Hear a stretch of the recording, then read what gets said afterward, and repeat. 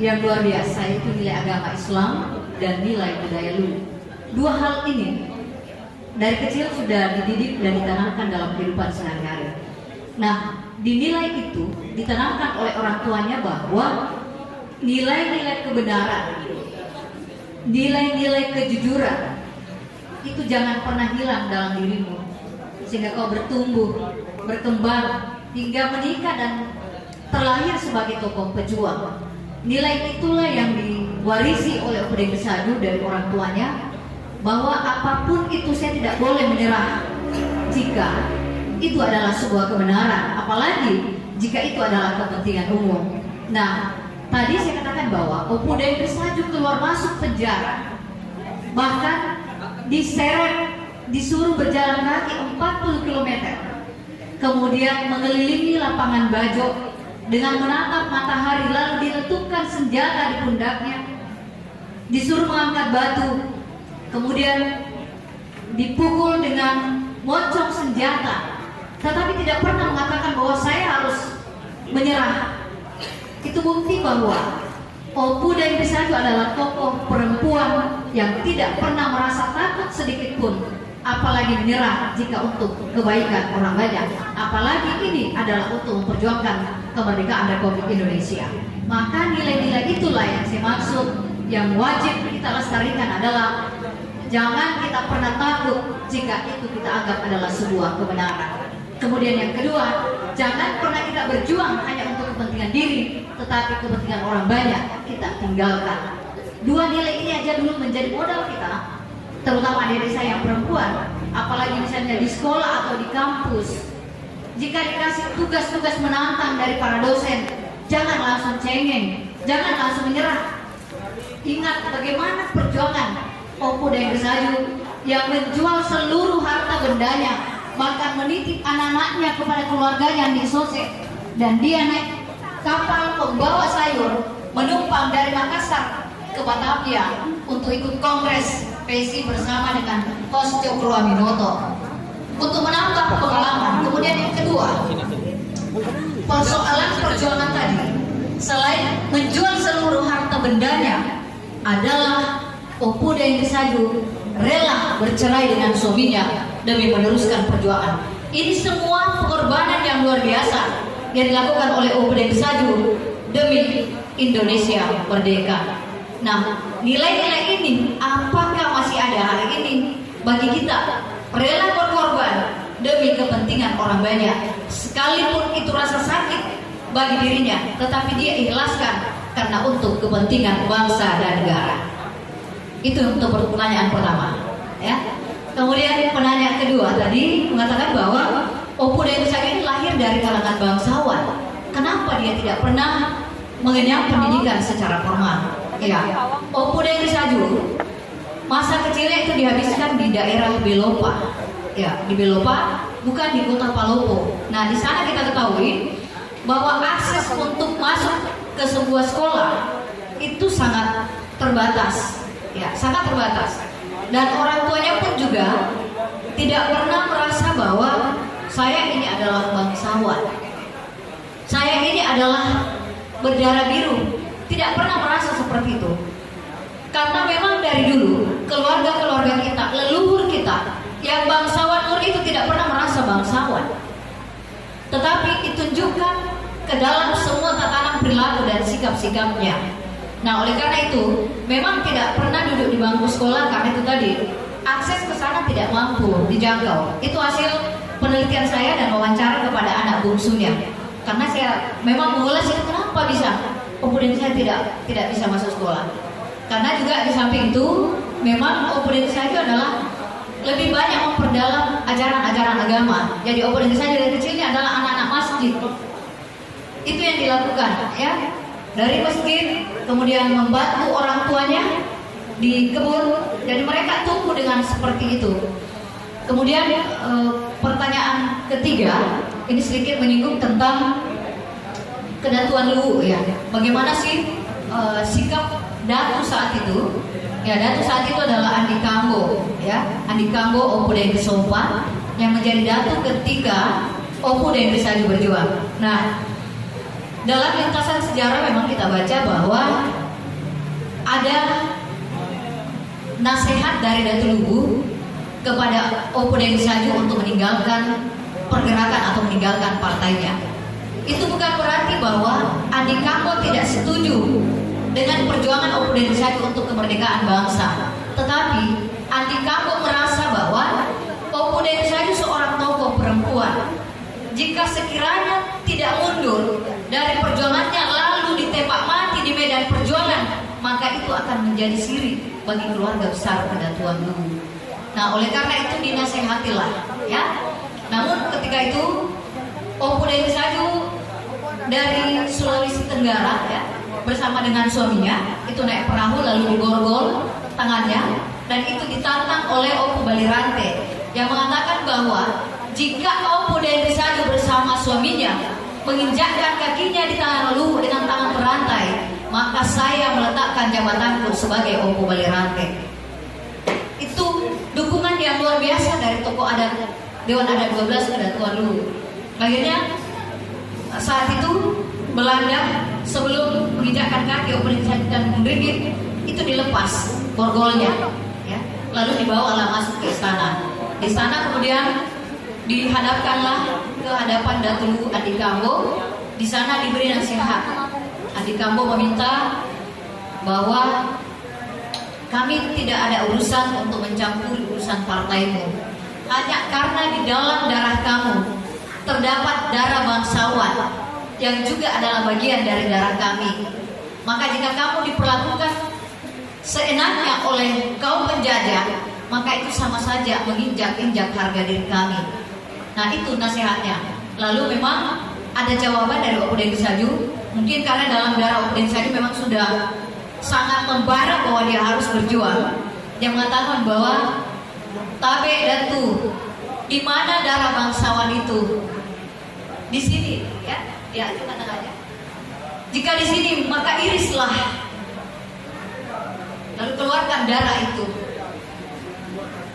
Bukan berarti bahwa Opo Deng Saju berkata seperti itu tidak tunduk pada Datu.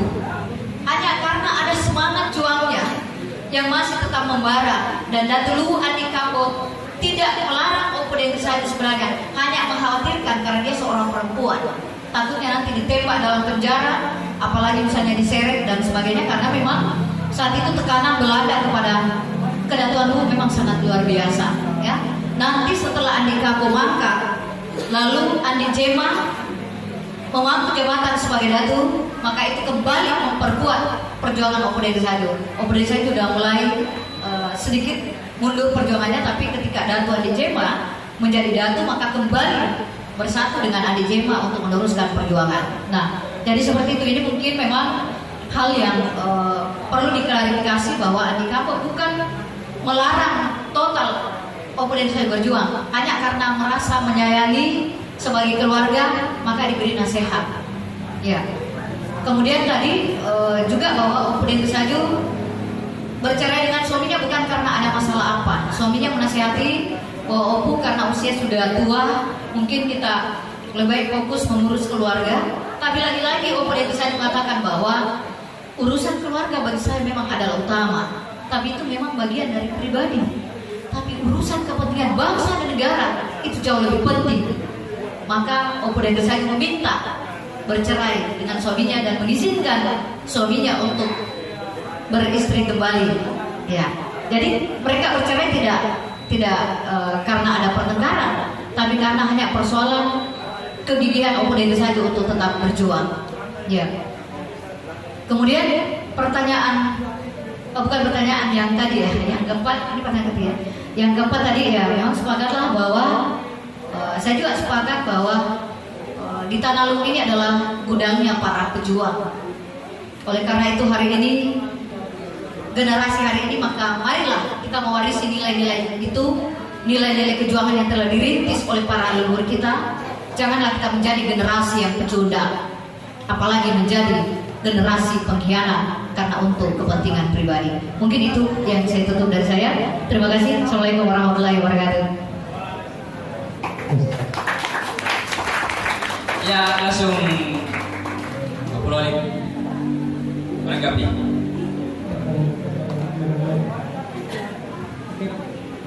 sedikit saja kita mencoba membuka.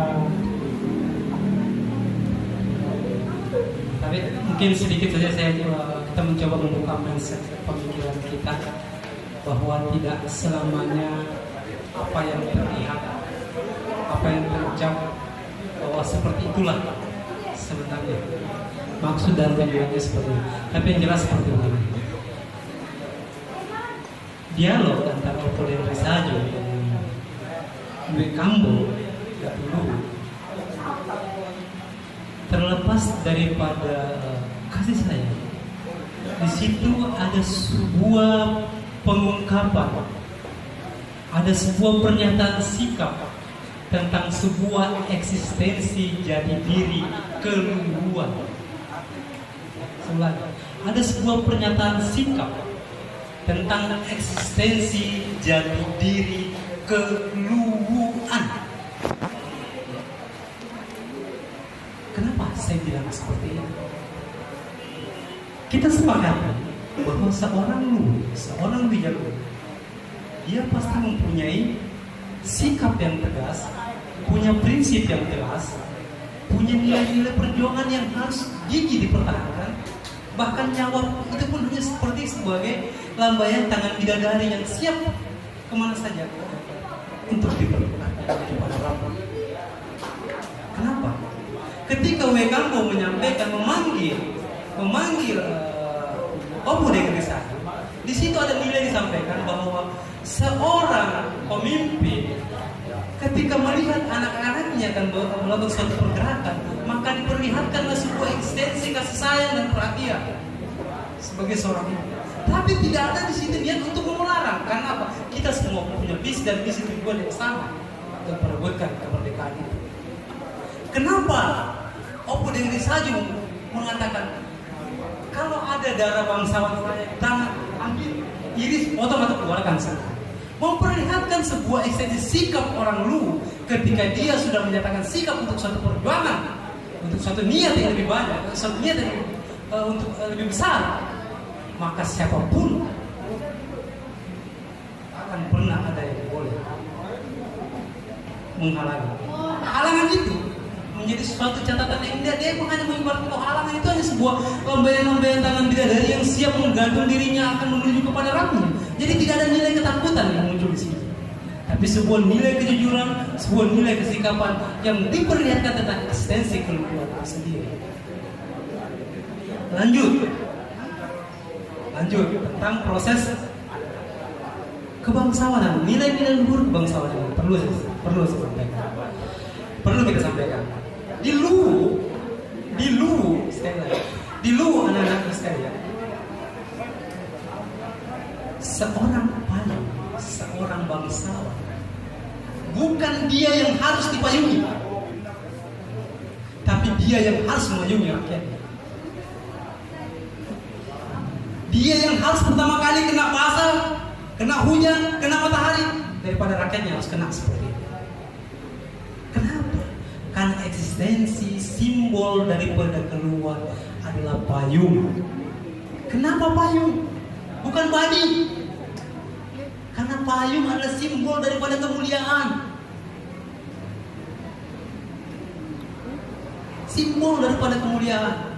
Kalau monumen Tegapule yang ada di sana, itu adalah sebuah monumen perjuangan, bukan simbol daripada kedatuan. Kenapa orang selalu mengatakan payung di Luwu, Mangkau di Bone, Sombar di Bone, Atasan segala sebagainya?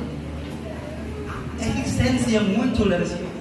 Ketika seorang pemimpin yang sekarang harus dijawantahkan dalam masyarakat kekinian, seorang pemimpin tidak berhak untuk dia yang harus utamakan. Dia harus mengutamakan amanah dan tanggung jawabnya untuk kemaslahatan orang banyak. Dia yang harus memayungi rakyatnya, dia harus memayungi masyarakatnya, dia harus mengutamakan masyarakat. Lebih baik dia harus kena hujan, kena matahari dan sebagainya. Makanya kemurnian seorang bangsawan tidak pernah minta dia menjadi seorang bangsawan. Artinya biasa kita akan mengatakan seperti ini.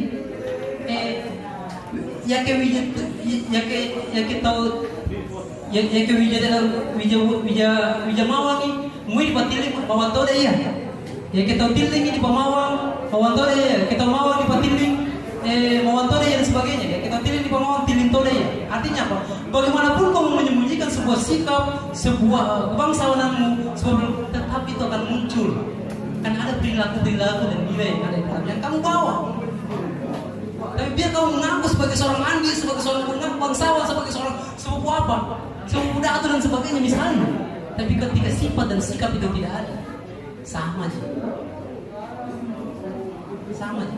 Yang menentukan sifat dan sikap seorang bangsawan, yang menentukan seorang bangsawan adalah sifatnya, sikapnya, perilakunya.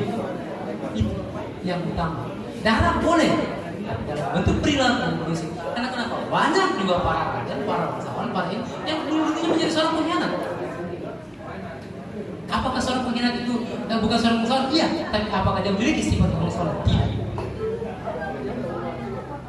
Dan seperti itu. Kenapa? Seperti contoh kasus Empu Deng Risa, pahlawan kita. Kenapa dia tidak mengenyam pendidikan? Tidak semua bangsawan, tidak semua itu mengenyam pendidikan. Karena kondisi alam, karena kondisi sosial, jarak dan sebagainya pada waktu itu, sehingga dia tidak harus tidak ditakdirkan untuk masuk ke wilayah seperti itu. Tapi itu tidak menjadi suatu halangan bahwa dia tidak menjadi orang untuk menjadi tokoh seorang tokoh pendidikan. Kan seperti itu. Pendidikan tidak terikat hanya dalam ruang kelas atau ruang sekian kali sekian, dan pendidikan ketika dia bisa mengaplikasi kehidupannya dalam menyerap keilmuan di dalam kehidupannya dan dia bisa mengaplikasikan dalam kehidupannya sendiri, itulah pendidikan yang sebenarnya. Nah, itu kurang lebih seperti itu. Jadi dialog sebenarnya ini, kalau dialog antara Kambo, maaf saya bilang Kambo, karena Andi yang pertama di Sulawesi Selatan itu Andi Kambo, tapi saya bilang Kambo karena dulu penyebutan W itu sebenarnya itu seorang perempuan, ya. Kambo. Kalau mau dibilang lucunya kalau kita bertanya, Kambo, kalau ada isu yang mengatakan Kambo melarang dari saja berjuang. Nah, kenapa Kambo pergi bergerilya juga sendiri? Kan lucu. Di sini yang mau dimunculkan adalah sebuah nilai kasih sayang dan sebuah nilai tentang eksistensi keluhuan itu sendiri. Bahwa lu itu sebenarnya tidak memisahkan antara pribadi, tapi juga tidak memisahkan antara sosial, tidak memisahkan tentang kepentingan orang banyak, cuma lebih mengutamakan untuk kemaslahatan orang banyak pribadi. Karena kamu mendapat tugas untuk menjalankan amanah untuk masyarakat, untuk rakyat, untuk bangsa dan negara, untuk agama, untuk masalah mungkin seperti itu dari saya. Ya, terima kasih. Nanti masalah mungkin bisa kita tambahkan. Oh iya, menarik tadi klarifikasi. Saya menyebutnya klarifikasi isu-isu yang berkembang, wacana-wacana yang berkembang berdasarkan referensi-referensi yang sebenarnya teman-teman